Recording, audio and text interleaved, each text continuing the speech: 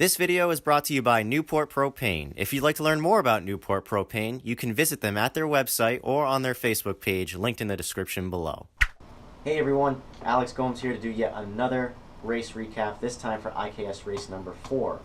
This took place at X1 Outdoors in East Bridgewater, and we did the full course going the counterclockwise direction. So this track and configuration I had already raced on this year, and if you remember the recap from the last time I raced at this location, I finished second racing against Evan Rakusin, and I was just barely behind him at the finish. So I figured maybe this time around, Evan being there again, running the same track, we're pretty much going to have a rematch. And more or less that's what happened, but let's get into it. So I only did one practice session. I had a few mechanical problems that had me miss the first practice session, but the second practice session, which I did make, went out on junk tires, so I didn't really ruin the race tires by any means, just getting a feel for the car. Felt alright. I set up the car the way I usually set it up for this track, and it seemed to be handling as it should have. But going into qualifying, I put a brand new set of tires on there, and let me tell you, I forgot what brand new tires felt like, and they felt great. I went out and did a lap for qualifying that was a whole second faster than any lap that I did in practice, and I ended up putting it on the pole by hundredths. I think I did a 109.4 or something, and so did Evan. Evan did a 109.4, and it was just a few hundredths slower than my time that I did, which I felt great about. So of course that means going into the pre-final, I get to start first on the inside row, which is, great, that's where everybody wants to be. And I start the race, and for the first half of the race I was able to maintain first place, but Evan wasn't letting me have it easy. He was on my bumper the entire time, really giving me pressure, and he got beside me a few times as well. Unfortunately for me, about halfway through the race, he was able to make the move on me and take first place. Now, I tried to stay on his tail and stay with him, riding along in second place, and I started losing him a little bit. Now, there's a corner at X1 Outdoors we all like to call the sound corner. It's where there's a giant sound wall up along the track that prevents noise going into the neighboring neighborhoods and making the neighbors mad. And this corner is a very quick right then left hand chicane that is off camber initially with curbing, and it goes downhill. It's very bumpy. It's not the smoothest corner on the track by any means, and I like to be very aggressive through that corner, and it ends up being pretty fast. It seems like I can just edge out most people through that corner.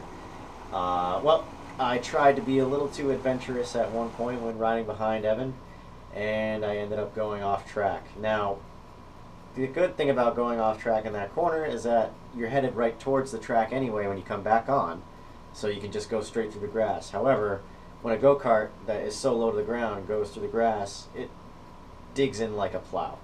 And that's exactly what happened.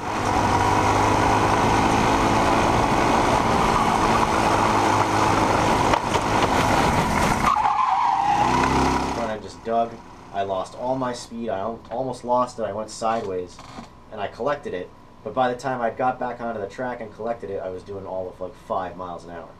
So Evan obviously got way far away, and while I'm sitting there trying to, full throttle speed back up, here comes everybody, just 2, 3, 4, 5, 6, 7. I fell all the way back to 7th place, halfway into the race, and I wasn't happy, but I wasn't raging or anything like that. I kept my cool, and I was like, okay, at least it's just the pre-final.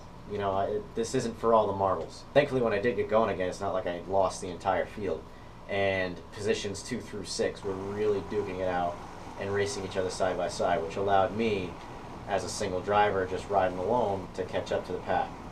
I was able to make a move on Jeff, probably 2 minutes to go in the race, and that got me up to 6th place. And I still had enough speed to make another move or two, at least I thought. But the one chance I did catch up to 5th place to have an opportunity to make something out of it, those two guys kind of bumped into each other going into the banked corner, the Daytona corner. And because of that, I had to react real quick to miss them getting out of shape, because I expected a wreck after that.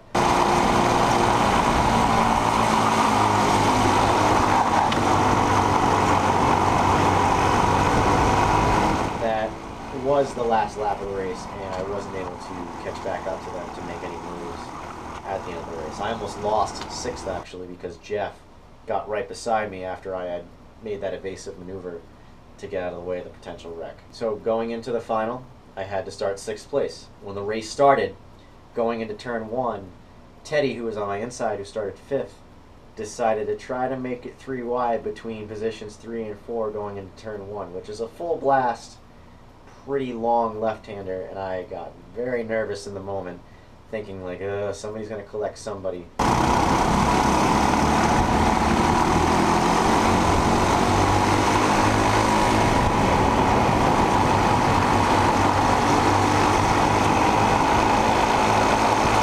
They must have gotten a little out of shape with something, because I was able to take both Teddy and Rodrigo at the same time and put myself into 4th almost instantly.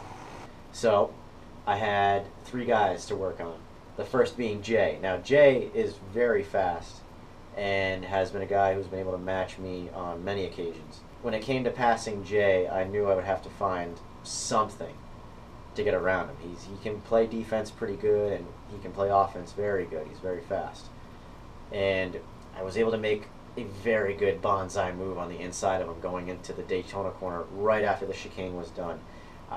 We finished the chicane, and it goes into the left-hander, which starts the banked corner, and he slid up the track just a little bit, and I used a bit of the inside curving of the Daytona corner to gain that inside position, and I was able to just squeeze in there and get by him going into the next quarter to clear it.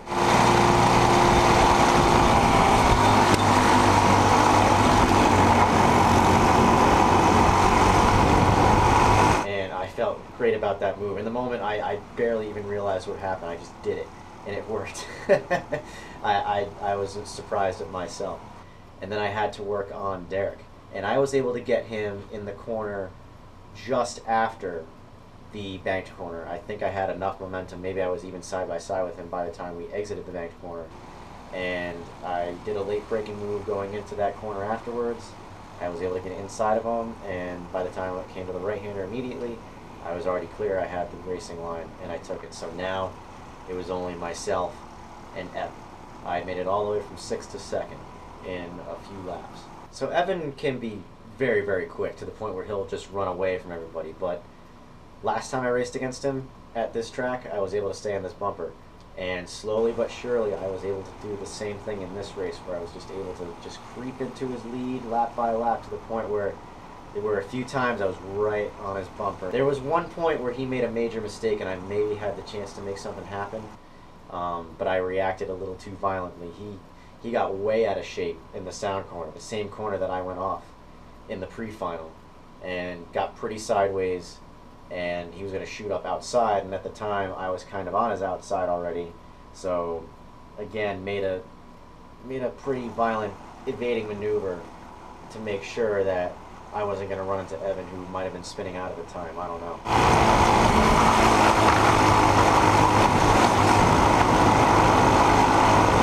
And because of my maneuver, I lost all my momentum to making something happen, and he was able to just keep the lead.